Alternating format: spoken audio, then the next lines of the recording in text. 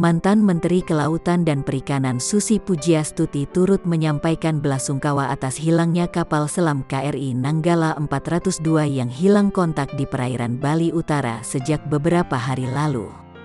Pengusaha di bidang maritim ini menyatakan duka mendalamnya atas hilangnya 53 awak kapal yang turut serta dalam KRI Nanggala. Inna lillahi wa inna ilaihi rojiun.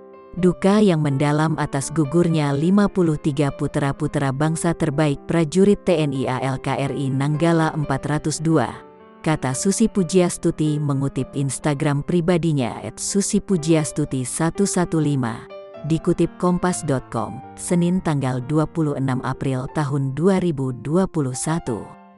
Susi mengaku keterikatan tersendiri dengan Heri Setiawan.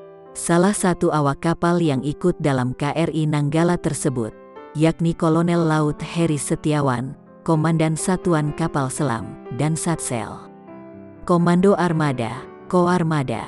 2. Kolonel Heri merupakan salah satu dari 4 non-ABK yang ada di KRI Nanggala 402. Susi menyebutkan, Heri Setiawan merupakan mitra kerja Susi saat masih menjabat sebagai Menteri Kelautan dan Perikanan.